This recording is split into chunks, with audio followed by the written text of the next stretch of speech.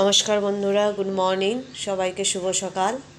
তো আমি ঠাকুর ঘর এখন শয়ন খুলবো, পূজা দেব। তা আমাদের গাছে আজকে অনেক ফুল ফুটেছে, আপনাদেরকে দেখাচ্ছি। এই যে দেখুন, এটা হলো পঞ্চজবা, দেখুন সাথে সাদা ফুলও ফুটেছে, দেখেছেন কি সুন্দর। আর এটা হলো এই যে লাল গেন্দা ফুল, কি সুন্দর ফুটেছে। এই যে দেখুন নয়নতারা লাল। আপনাদেরকে একটা একটা করে সিঁড়ি নামিয়ে দেখাচ্ছি। এই যে দেখুন গেন্দা ফুল পুরো থোকা হয়ে চারিদিকে ফুটেছে। এটা হলো আমার বাগান, সুন্দর ফুলগুলো ফুটেছে। আরও দেখাচ্ছি এখানে, এই যে দেখুন, এই যে দেখুন কি সুন্দর রক্ত জবা, থোকা জবা, বুঝেছেন কি সুন্দর জবা ফুল ফুটেছে, একদম থোকা হয়ে ফুটেছে। একটা কলি আছে, একটা ফুটেছে। আবার এখানে দেখুন, এখানেও আবার পঞ্চজবা ফুটেছে। বন্ধুরা, আমার এই যে দেখুন সিঁড়ির থেকে একবারে লাগিয়ে দিয়েছি। এই যে আরেকটা জবা, এখানে একটু পোকা লেগেছে, এটাকে ওষুধ দেবে আজকে। এই যে আরেকটা, এটাও খুব থোকা জবা। বন্ধুরা, আমার গাছে আজকে অনেক ফুল ফুটেছে। আজকে গোপাল সেবা দেওয়া হবে ঠাকুরকে। উঠে উঠে দেখাচ্ছি।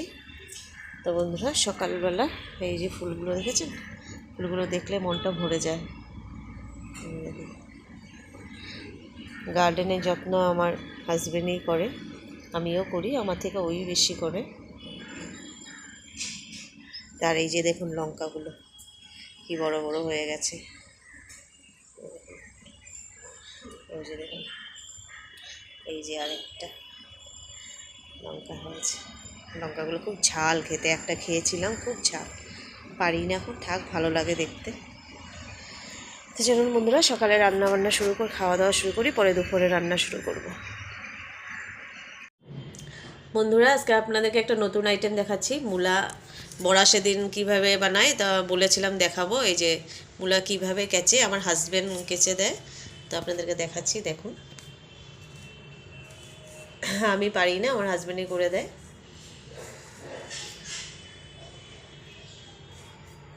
আপনারা এরকম করে বড়া কেচে তারপরে লবণ আর চিনি দিয়ে ভিজিয়ে রাখবেন, 1-2 ঘন্টা ভিজিয়ে রাখবেন।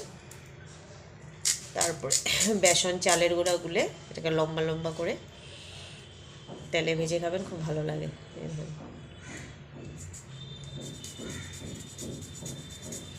খুব স্পিডে আমার হাজবেন্ড করে, আমি পারি না, আমার টুকরা হয়ে যায়। খুব সুন্দর করে করছে।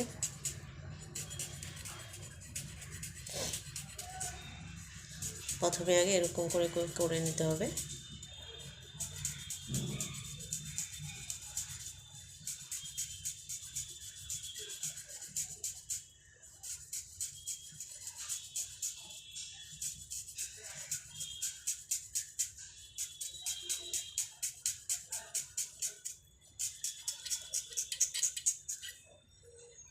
এই যে দেখুন, প্রথমে এরকম করে করে নিতে হবে, তারপরে আবার পিছনটা করবে। এখন এরকম একদম সরু সরু করে করে নিতে হবে। এখন এই যে এইভাবে একটু কোনাচ্চা করে যে কাটবে। আপনাদেরকে কাটার প্রসেসিংটা দেখাচ্ছি, আপনারা ঘরে এইভাবে ট্রাই করে।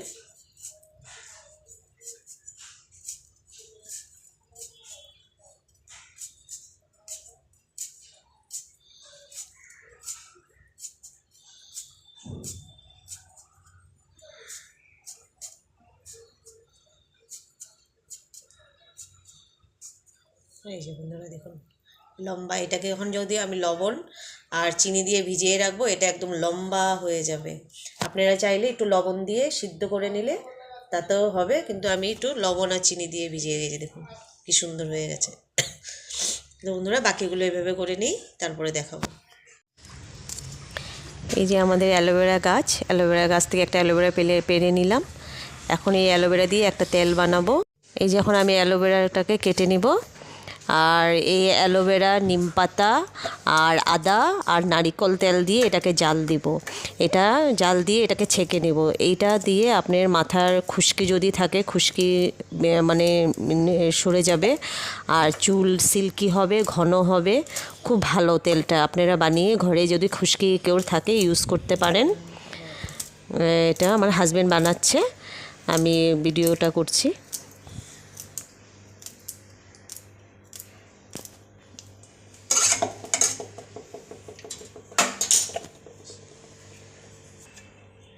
এখন এই নিম পাতাগুলো সব দিয়ে দেব কড়াইতে।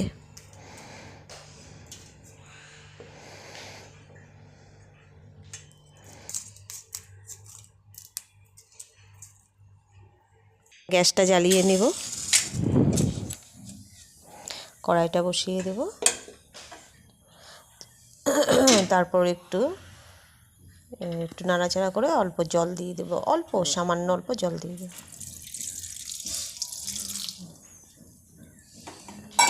এখন এটাকে নাড়াচাড়া করতে থাকবো। দেখুন সুন্দর বয়েল হয়ে গেছে, এটা থেকে রসটা বেরোবে। আর 2 চামচ নারিকেল তেল দিয়ে দিতে হবে,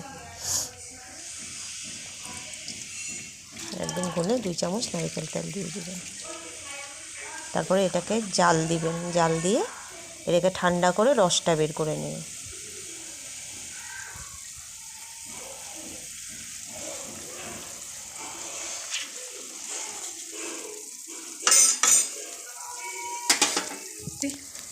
এখন একটু আদা একটু কুড়িয়ে দিয়ে দিব, এই কোড়ানির থেকে আদা একটু কুড়িয়ে দিয়ে দিব, গ্রেট করে একটু আদা দিয়ে দিলে হবে।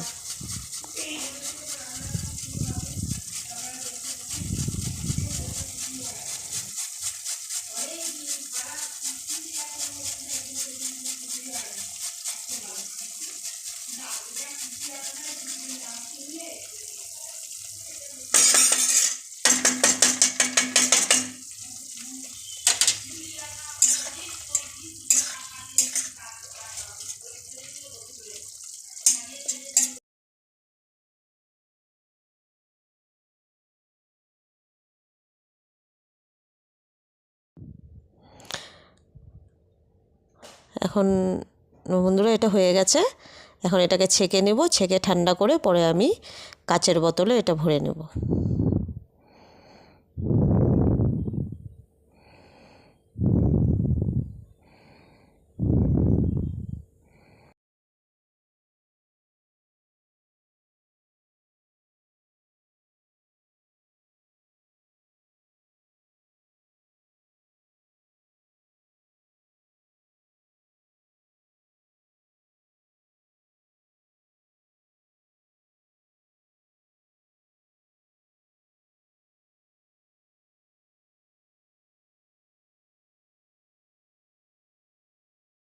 এই বন্ধুরা দেখুন, এই যে হয়ে গেছে, এটা সেন্টটাও খুব সুন্দর হয়েছে, আর মানে তেলটা ইয়েলো ইয়েলো কালার হবে।